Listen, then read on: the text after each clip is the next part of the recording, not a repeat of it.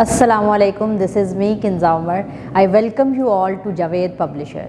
Respected teachers, dear students, today we'll discuss Kids Science Grade 5 Chapter number 1. Chapter number 1 is Classification of Living Organisms. This is page number 3. So let's start the reading of this chapter. Classification of organisms and its importance. Our world is full of different type of countless organisms. Some organisms live on land, some in water, while some live both on land and in water. मैंने आपको बताया कि हम अगर अपने इर्द गिर्द देखें तो काउंटलेस ऑर्गेनिजम्स हैं. ऑर्गेनिजम्स में प्लांट्स भी आएंगे, एनिमल्स भी आएंगे, फिर आगे उनकी क्लासिफिकेशन हमने की हुई है, प्लांट्स की क्लासिफिकेशन की हुई है. तो मतलब काउंटलेस ऑर्गेनिजम्स हैं. अब उनमें से कुछ जो हैं वो ज़मीन पर रहते हैं, कुछ जो है पानी में रहते हैं, कुछ ऐसे ऑर्गेनिजम्स भी हैं जो लैंड और वाटर दोनों पे एग्जिस्ट कर सकते हैं. The surrounding or place in which they live, feed and reproduce is called their habitat. जहाँ पर वो रहते हैं, खाते हैं, रिप्रोड्यूस करते हैं, मतलब अपने जैसे ऑर्गेनिजम्स को बर्थ देते हैं, अपनी जनरेशन को इंक्रीज़ करते हैं, वो सब क्या है? वो हैबिटेट है. हैबिटेट का वर्ड हम साइंस में यूज़ करते हैं. जैसे हम लोग हैं, हम घर में रहते हैं, हमारी डिफरेंट सोसाइटीज़ बनी हुई हैं, कॉलोनीज़ बनी हुई हैं, तो वहाँ पे हम रह रहे हैं, सबके साथ खा रहे हैं, पी रहे हैं, वटेवर हम अपनी एक्टिविटीज़ परफॉर्म कर रहे हैं, हम उसको अपना घर कहते हैं. तो साइंस की लैंग्वेज में जब हम ऑर्गेनिजम्स को कंसीडर करते हैं तो हम उसमें वर्ड यूज़ करते हैं हैबिटेट का. Forest, mountain, deserts, hot areas, polar regions and water bodies are different habitats of different organisms. अब आगे उन्होंने डिस्कस किया कि हैबिटेट किस किस टाइप के होते हैं. अब जंगलों में रहने वाले जानवर जो हैं वो फॉरेस्ट जो है, जंगल जो है वो उनका हैबिटेट है. कुछ माउंटेन्स में रहते हैं, पहाड़ों में, कुछ डिजर्ट्स में रहते हैं. अब यहाँ पे वर्ड उन्होंने यूज़ किया हुआ है पोलर रीजन्स. पोलर रीजन्स क्या होते हैं? जो वेरी कोल्ड क्लाइमेट जहाँ पे होता है, ठंडे बर्फ़ानी इलाके होते हैं. जैसे हम लोग एग्जांपल दें कि बर्फ़ानी रीज जो है वहाँ पे रहते हैं, उनको पोलर रीजन्स बोलते हैं.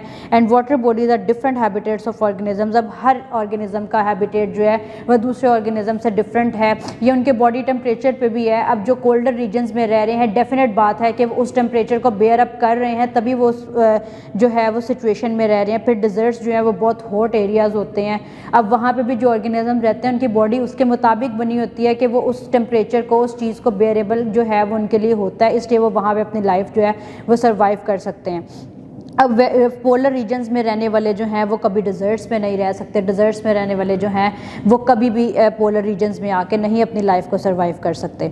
क्लासिफिकेशन.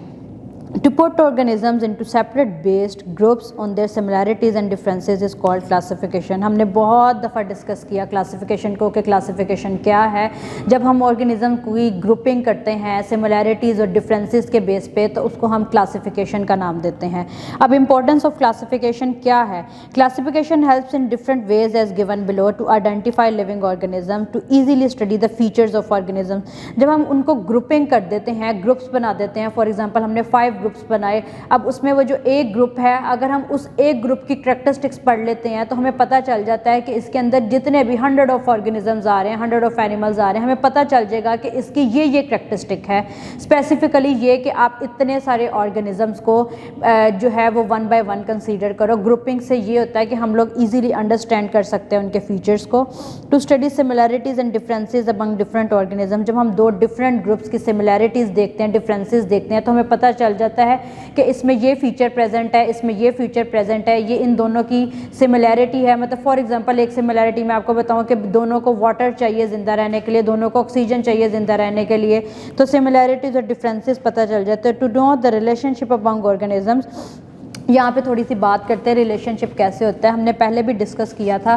फॉर एग्जांपल हम लोग प्लांट्स के साथ डायरेक्टली और इनडायरेक्टली एसोसिएट हैं. प्लांट्स अपनी फूड जो है वो ख़ुद तैयार करते हैं और एनिमल्स जो हैं, ऑर्गेनिजम्स जो हैं, वो उनसे उनकी बनी हुई खुराक को है जो इस्तेमाल करते हैं. तो डायरेक्टली और इनडायरेक्टली हम लोगों का जो है वो लिंक बन जाता है प्लांट्स के साथ. फॉर एग्जाम्पल अगर हम किसी एनिमल को भी कंसीडर करें तो बहुत से एनिमल्स भी ऐसे हैं जैसे हर्बीवर्स जो हैं वो प्लांट ईटिंग एनिमल्स हैं. तो फिर डायरेक्टली और इनडायरेक्टली जो है वो लिंक बन जाता है ऑर्गेनिजम्स का. तो यही रिलेशनशिप जो है वो हम क्लासिफिकेशन में स्टडी करते हैं. चलते हैं एक्टिविटी नंबर 1.1.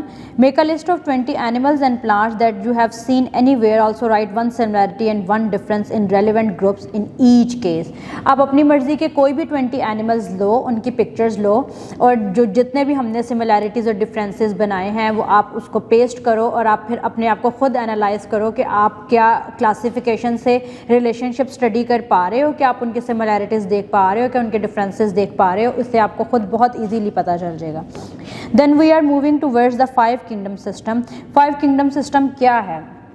अब जब डिफरेंट ऑर्गेनिजम्स, डिफरेंट प्लांट्स, जब हम सारे लिविंग ऑर्गेनिजम्स को स्टडी करते हैं तो हमारे लिए बहुत मुश्किल हो गया था कि इतने सारे ऑर्गेनिजम्स को एट अ टाइम हम स्टडी कैसे करें, हम उनकी कैसे कैरेक्टरिस्टिक्स देखें, कैसे वो सारा उसका फंक्शन जो है वो देखें। तो फिर क्या किया गया कि 5 किंगडम सिस्टम बना दिया गया। 5 किंगडम सिस्टम में क्या था? Monera, protista, fungi, Plantae and animalia. अब एक एक करके हम इनकी एक्सप्लेनेशन देखते हैं कि इन जो किंगडम बनाए गए उनमें कौन कौन से ऑर्गेनिजम्स एग्जिस्ट करते हैं, उनकी क्या कैरेक्टरिस्टिक्स हैं, उनके क्या फंक्शंस हैं।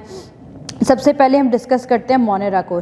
जब भी वर्ड आपको मोनेरा आप पढ़ते हैं तो वहाँ पे हमारे माइंड में एक चीज़ क्लिक करती है कि इसमें डेफिनेटली बैक्टीरिया और बैक्टीरिया लिंक्ड ऑर्गेनिजम्स होंगे। अब ये कौन से ऑर्गेनिजम्स होते हैं? ये सिंगल सेल्ड ऑर्गेनिजम्स होते हैं जो क्या है कि नेकेड आई से, मतलब एक आम आँख से हम उन्हें नहीं देख सकते, हम उन्हें नहीं ऑब्जर्व कर सकते। सो इसके लिए हमें माइक्रोस्कोप की ज़रूरत होती है। अगर आप देखो बैक्टीरिया को तो बैक्टीरिया हर जगह पे प्रेजेंट है, हमारे हाथों पे, हमारी स्किन पे, if you are sitting on a chair पे, if you are holding a pencil पे, हर जगह each and everywhere bacteria present है। और हमें क्या करना है? उससे बचने के लिए हमें बताया जाता है कि खाने से पहले हाथ धोएं। वो क्यों? क्योंकि हम, ताकि हमारे अंदर कोई जर्म, कोई बैक्टीरिया, कोई ऐसी चीज़ ना जाए। अब हमें खुद ही इन चीज़ों से क्या है कि अपने हार्मफुल चीज़ों से अपने आप को बचाना है। चलिए थोड़ा सा रीड आउट करते हैं। This kingdom includes bacteria.